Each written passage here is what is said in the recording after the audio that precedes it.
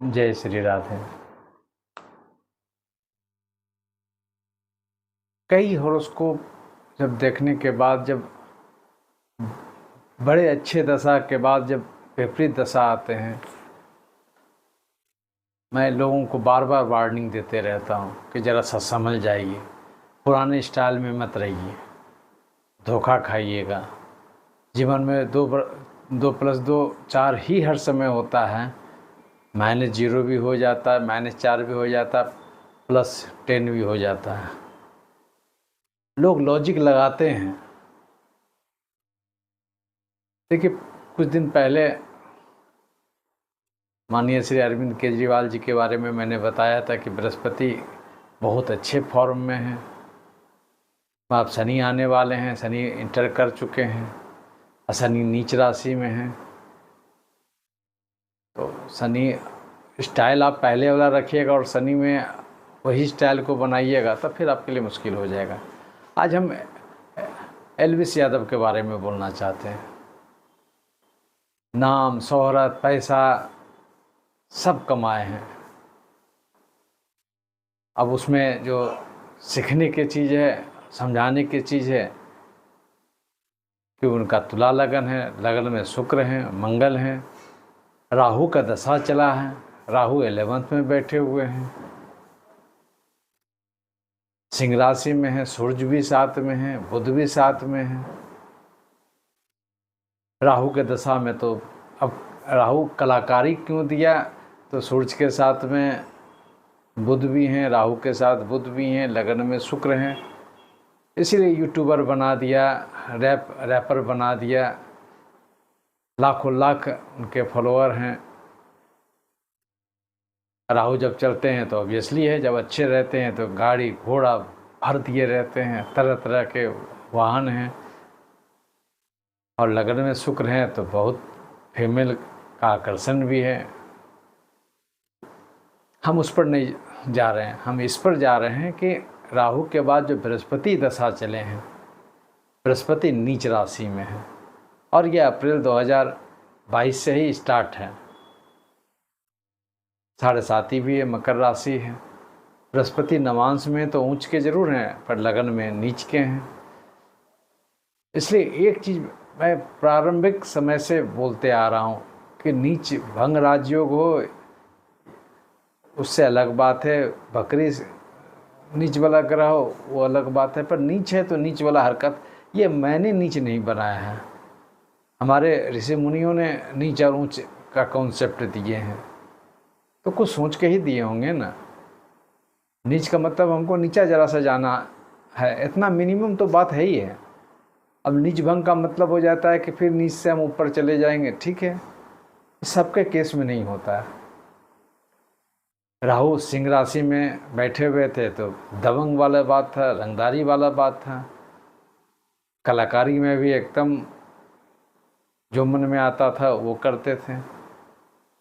फिर हम बोलना चाह रहे हैं कि राहु अपना भी करिश्मा दिखा दिया। अब केस जो हुआ है उसमें कोबरा और सांप और ये सबसे, कोबरा से मित्रता वो रखते हैं, ये बात तो कन्फ्यूजन उसमें कुछ नहीं है। और राहु तो विष ही है। अब विष कोबरा का अब नशा लेते थे नहीं लेते थे वो बात की बात है, पर राहु के दशा में इसलिए सब हम अपने डिवोटी को, अपने मित्रों को, अपने चाहने वाले को बोलते रहते हैं, राहु के दशा में नशा से, अगर आपको जीवन जीना है, सुरक्षित जीना है, नशा से दूर होइए। राहु डायरेक्ट नशा का मालिक है। कुछ लोग प्रतिष्ठा का नशा होता है, कुछ लोग को दवा का नशा होता है, ये तो डायरेक्ट सांप का ही। और सांप में भी जो विषधर सांप सब हैं, कोबरा हैं, उसका नशा या उसको पालने का उनको शौक है। भगवान शिव जी भी अपने गले पर विषधर नाग उनको सुशोभित करते हैं, तो वो तो भगवान हैं। हम लोग तो भगवान नहीं हैं। वो तो जानते हैं कि कब ये विष अगर देता है तो कैसे हम उसको सहलेंगे, कैसे प्रकृति को हम संभालने के लिए हम लगे हुए हैं। हम लोग अगर भगवान बनना स्टार्ट कर देंगे तो यहाँ 3 बात बोलना चाहते हैं। पहला ये बोलना चाहते हैं कि राहु अगर अच्छे कोई भी दशा के बाद जो बदलने वाले दशे हैं उसको रिक्त दशा बोला जाए, अंतर दशा होते हैं या स्टार्टिंग वाले होते हैं, उसको बड़ा माइन्यूटली पढ़ना चाहिए। रोड बहुत अच्छे हैं, एकदम वही 100-200 किलोमीटर पर चला रहे हैं, मालूम हुआ कि एकदम खांचा वाला रोड आ गया है और हम उसको उसी रोड स्पीड में, तो रोड तो देख लेते हैं, विजुअल हैं, गोचर हैं, दिखाई पड़ रहा है, तो हम लोग स्पीड कम कर देते हैं। लाइव में जो गोचर, जो उबड़ा खबड़ा रोड आ जाते हैं, उसको तो बिना आध्यात्मिक का, बिना एस्ट्रोलॉजी से आप देख नहीं पाइएगा। ये नीच राशि का जो बृहस्पति हैं, चूँकि नवांश में ऊंच के हैं, गज केसरी योग बनाए हुए हैं, इसका एक और मीनिंग है कि राहु में जो वो गलतियां करते जा रहे थे वो हो सकता था कि कुछ लाइफ थ्रेट की तरफ ले जाता। अब ये झटका देकर केस मुकदमा करवा कर अब बृहस्पति बोलते हैं कि बेटा तुम अब नशा की तरफ मत जाओ, तुम ये कोबरा को घुमा घुमा कर या उससे तुम लाभ नहीं लो, तुम मेरे अनुसार चलो, मेरे स्टाइल में चलो, ज्ञान के स्टाइल में चलो, समझदारी के स्टाइल में चलो। अब तुमको हम सुरक्षित रखना चाहेंगे। बहुत रिस्क ले लिए, क्योंकि राहु 11th में था, तो 11th का राहु अच्छा माना जाता है। डेट्स वाई राहु के दशा में जो भी गलत सलत करते गए तो पैसा का अंबार, कितने मिलियन पैसा यूट्यूब से कमाए हैं और तरह तरह के क्या क्या काम से कराए हैं।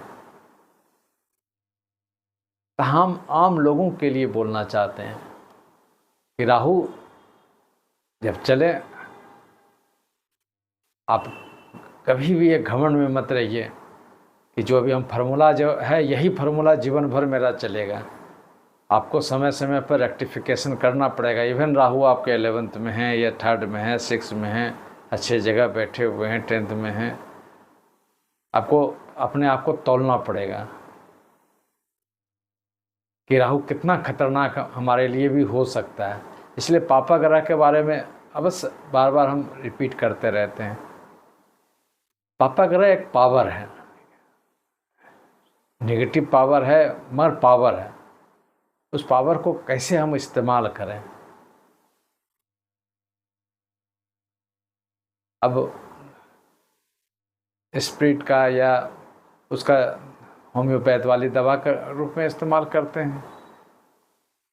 ऑपरेशन में उसको बेहोश के रूप में भी लोग क्लोरोफॉर्म या क्या उसका इस्तेमाल करते हैं। तो कहाँ पर इस्तेमाल करें राहु को, ये आपके लिए अति आवश्यक है। लोग प्राय लोग जो सफलता प्राप्त कर लेते हैं, चाहे बिजनेस में हो, चाहे पॉलिटिक्स में हो, चाहे किसी भी क्षेत्र में हो, वो फिर सुनना नहीं चाहता, लगता है यही फार्मूला है। उसके बाद एक और कॉन्सेप्ट हमारे धर्म में बहुत गड़बड़ है कि एकदम पूजा पाठ जब करवा देंगे सब चीज़ ठीक हो जाएगा। ऐसा नहीं होता है। आपको अपने स्टाइल को भी बदलना पड़ेगा। अब शुगर का दवाई खा रहे हैं, अब वो इंजेक्शन वाला की दवा भी खा रहे हैं, इंजेक्शन भी ले रहे हैं, मिठाई भी खा रहे हैं, तो ठीक है कुछ दिन तक चल जाइएगा, फिर बाद में किडनी ट्रांसप्लांट या फिर दवा भी काम नहीं करेगा। अब दवा ले रहे हैं तो अपने सेहत पर आपको सावधानी भी रखना पड़ेगा, आपका खाने पीने पर परहेज भी रखना पड़ेगा। हार्ट वाले के लिए जो ऑपरेशन हो जाते हैं, ओपन हार्ट हो या स्टंट भी लगता है, क्या वो पहले ऐसे जी सकते हैं? कितना उसको जोड़ जाड़ दिया हो, ये बड़ा कर दिया हो, उसको प्रिकॉशन में रहना पड़ता है। इसलिए जब भी दशा आपका विपरीत आने वाला हो, राहु शनि एक्चुअली में जल्दी बहुत लोगों को अच्छा नहीं देता है। हाँ देता है अच्छा, तो इसी ढंग के एलविस यादव के ऐसा नेम फेम और पैसा का बरसात कर देता है। अभी पैसा उतना शोहरत पा ही रहे थे तो ये सांप और बिच्छा का काम क्यों करने लगे, क्यों सांप दिखाने लगे, सांप का व्यवसाय करने लगे, या क्या कर रहे हैं वो तो इन्वेस्टिगेशन में पता चलेगा। तो सांप का फोटो के साथ तो हम लोग देख रहे हैं, अभी कोबरा सांप के साथ में जो समझ पा रहे हैं, यही तो राहु करवाते हैं कि राहु विष का प्रतीक आदिकाल से माना गया है। ऐसे हमारे सनातनी, हमारे ऋषि मुनि लिख के नहीं चले गए हैं। राहु में और लोग पीना चाहते हैं और गलत काम करना चाहते हैं तो कहाँ जाइएगा।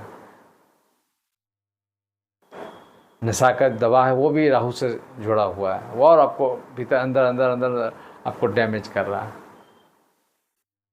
इसलिए जब भी ऐसा बात है तो पहले अपने स्टाइल को ज़रा सा नॉर्मलाइज तरफ चलिए। अगर कोई जैसे बृहस्पति के बाद शनि आते हैं,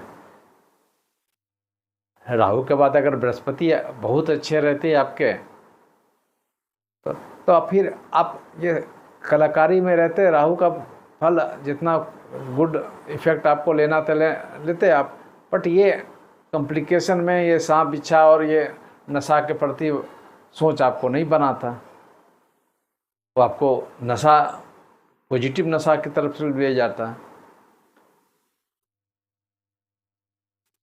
मैं जब से एलविस यादव के बारे में सुने तो मैं बहुत उत्कंठा हुआ कि जरूर ये राहु का प्रभाव होगा। जब हॉरोस्कोप देखे तो राहु का दशा चल रहा था।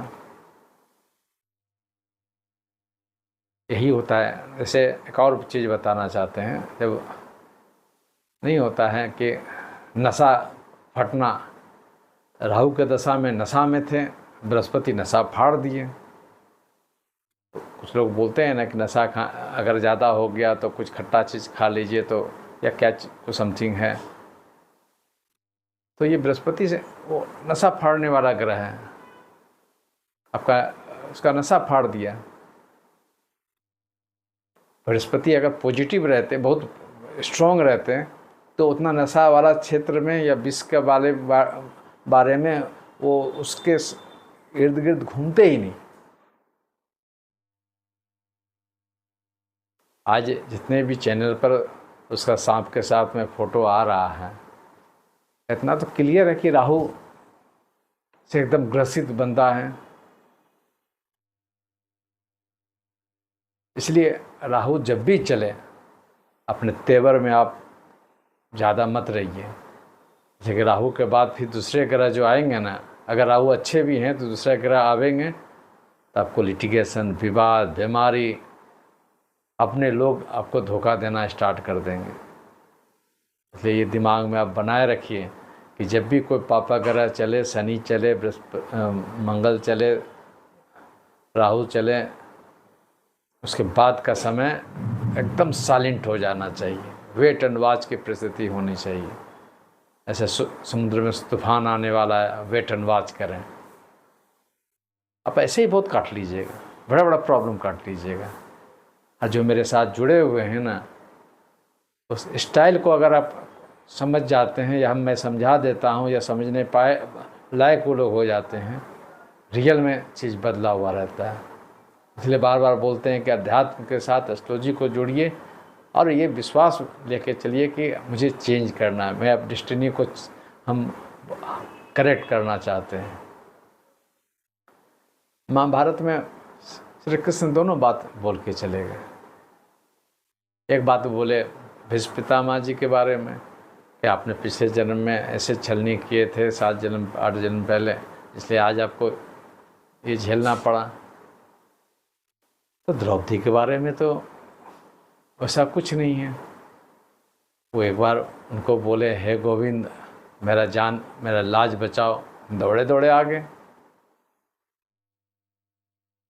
तो कर्म भी अपनी जगह पर स्ट्रॉन्ग है, पर आध्यात्मिक सोच को भी अगर मांगने की बात कीजिए, आध्यात्मिक ढंग से मांगने की बात कीजिए, एकदम प्रभु आपके साथ में रहेंगे।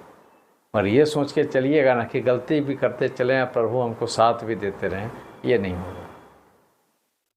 राहु के दशा में एलविस यादव को एकदम तूफान मचा हुआ था। जैसे अरविंद केजरीवाल जी को बृहस्पति में अन्ना जी को अलग कर दिए, जो भी गॉडफादर थे सबको अलग करते चले गए, अपने मित्र को अलग करते चले गए। उनको लगा कि यही फार्मूला से तो हम सीएम बने हैं, पीएम बन सकते हैं, सब कुछ कर सकते हैं।